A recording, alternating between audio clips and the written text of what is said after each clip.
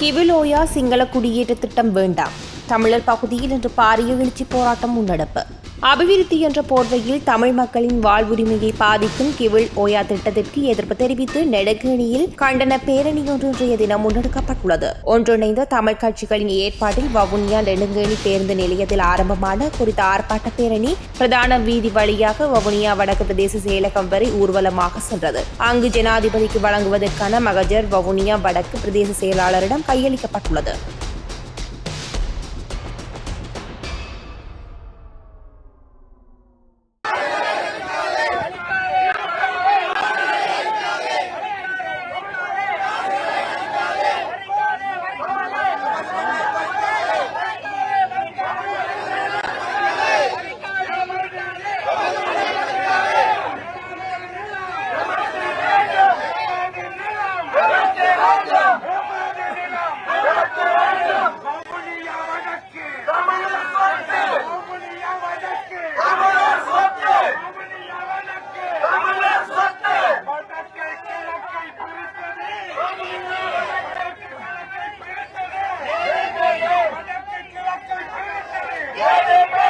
போதிய அளவு பணத்தை இதற்காக அவர்கள் செலவு செய்ய இருக்கிறார்கள். தமிழ் பிரதேசம் முழுவதும் நீருக்குள்ளே அமிழ்த்தி அதிலே இருந்து வருகிற நீர்ப்பாசனத்தின் மூலமாக ஏற்கனவே குடியேற்றம் செய்யப்பட்ட சிங்கள பிரதேசங்களுக்கு இந்த நீர்ப்பாசன தண்ணீரை கொடுப்பதற்கான திட்டம்.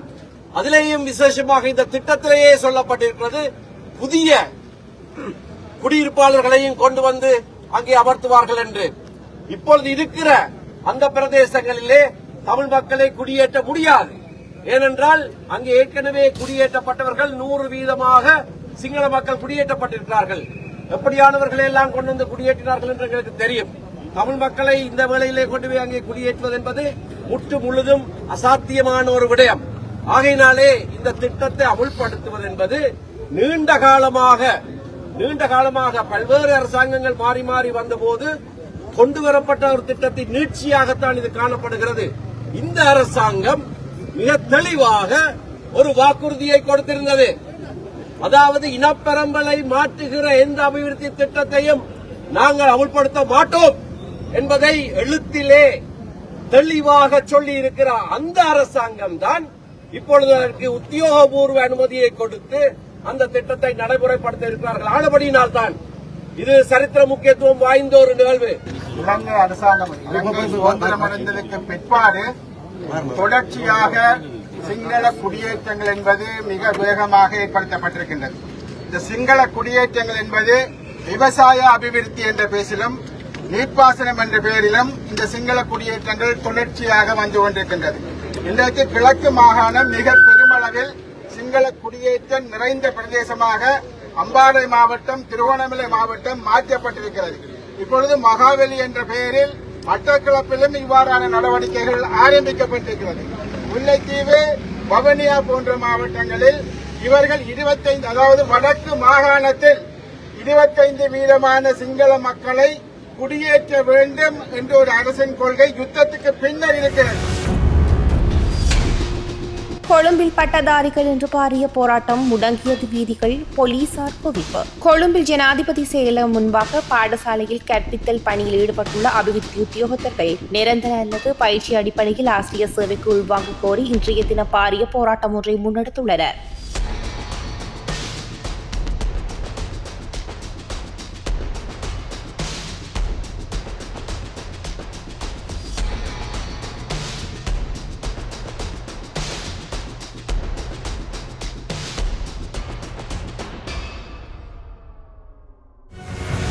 எகிரிய வேகத்தில் இறங்கிய தங்கத்தின் விலை 12,000 ரூபாவால் திடீர் சரிவு.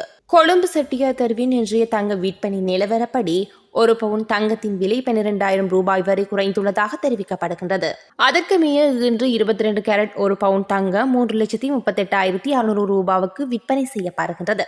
அதே நேரம் 24 கேரட் ஒரு பவுன் தங்கத்தின் விலை இன்று 3,68,000 ரூபாவாக விற்பனை செய்யப்படுகின்றது. வயதாகியும் மரணம் ஏற்படவில்லை. விரக்தியில் 96 வயது முதியவர் உயிர் மாய்ப்பு. யாழ்ப்பாணத்தில் சம்பவம். தனக்கு வயதாகியும் மரணம் வரவில்லை என்ற விரக்தியில் முதியவர் ஒருவர் நேற்றைய தினம் தவறான முடிவெடுத்து கிணற்றில் விழுந்து உயிர் மாய்த்துள்ளார். நல்லூர் ஆடியபாதம் வீதியை சேர்ந்த 96 வயதுடைய கணபதி பிள்ளை ராசலிங்கம் என்பவரே இவ்வாறு உயிர் மாய்த்துள்ளார். குறித்த முதியவர் எவ்விதமான நோய்களுமின்றி ஆரோக்கியமானதாக இருந்துள்ளார். தனக்கு இவ்வளவு வயதாகியும் ஏன் மரணம் வரவில்லை என்ற மனவிரக்தியில் இருந்துள்ளார். இந்நிலையில் நேற்றைய தினம் அவரை காணவில்லை என தேடிய போது அவரது சடலம் கிணற்றில் இருந்து மீட்கப்பட்டுள்ளது. யாழ்ப்பாணம் மயிலிட்டியில் ராணுவ வாகனம் மோதியொருவர் உயிரிழப்பு. யாழ்ப்பாணம் மயிலிட்டி பகுதியில் துவிச்சக்கர வண்டியில் பயணித்துக் கொண்டிருந்த முதியோர் ஒருவர் ராணுவ வாகனம் மோதியதில் சம்பவ இடத்திலேயே உயிரிழந்துள்ளார். உயிரிழந்தவர் மயிலிட்டி பகுதியைச் சேர்ந்த நவரட்னம் என அடையாளம் காணப்பட்டுள்ளார். இன்று காலை அவர் தனது துவிச்சக்கர வண்டியில் வீதியால் சென்று கொண்டிருந்த போது பின்னால் வந்த ராணுவ வாகனம் மோதியதாக கூறப்படுகின்றது.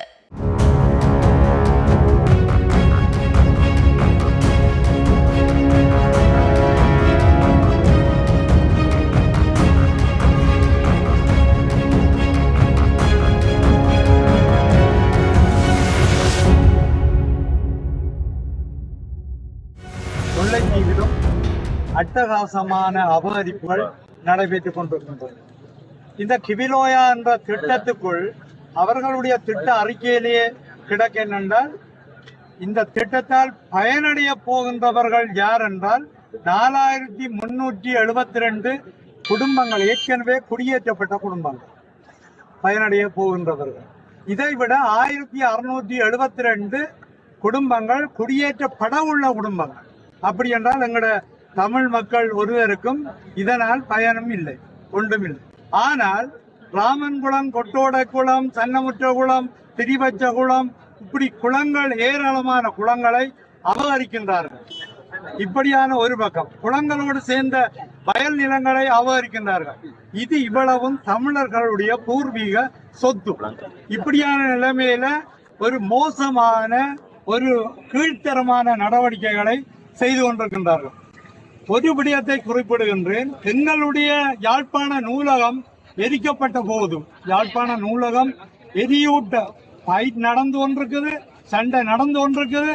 அதுக்குள்ள யாழ்ப்பாண நூலகத்தை எரிக்கணும் என்ற சிந்தனை அவர்களுக்கு ஏன் வந்தது என்றால், அறிவு சார்ந்த ஒரு விடயத்தில கை வைக்க வேண்டும் என்ற ஒரு நிலை வந்தது. அப்படி இருக்கும்போது இங்கே 47 தொல்லியல் இடங்கள், 47 தொல்லியல் சார்ந்த தமிழ் மக்களோடு சார்ந்த இடங்கள், தமிழ் மக்களுடைய தொல்லியல் இடங்கள், எங்களுடைய தொல்லியல் இடங்களையும் அளிக்கின்றார்கள்.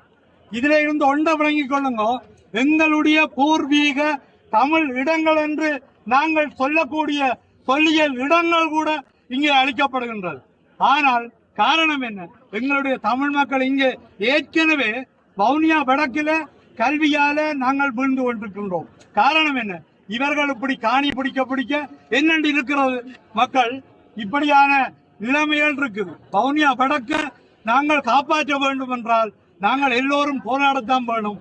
நாங்கள் எங்கேயோ எங்களை இருக்கிற இடத்துல, அன்றைக்கு நாங்கள் பாராளுமன்றத்தில் கலைக்க போக எங்களுக்குரியதாக தெரிவிக்கப்படாத இடத்துல நாங்கள் போய் கலைக்க வேண்டி இருந்தது. ஆனால் நானும் சத்தியலிங்கம் டாக்டரும் உடனடியாக தேடி திரிஞ்சு போக, நாங்கள் கலைக்க போக அவர்களுக்கு வியப்பு என்னென்றால், எங்களுடைய இப்படியான சம்பவங்களை நாங்கள் சுட்டிக்காட்டி கதைத்தோம். எங்களுடைய இடம், நாங்கள் அம்பாந்தோட்டைக்கு விரையில காணி பிடிக்க, அல்லது மாத்தரைக்கு விரையில காணி பிடிக்க, நாங்கள் எங்கட வடக்கு கிழக்கு எங்களுடைய பூர்வீக தமிழர் தாயகம். அதால எங்கட இடத்திற்கு வந்து நீங்கள் மோதாதீங்க. ஜானி எங்களோட மோதப்பட போனோம். ஜானிய மோதப்படாதீங்க. தேவை என்றால் நீங்கள் வாங்க, நாங்கள் மோதுவோம்.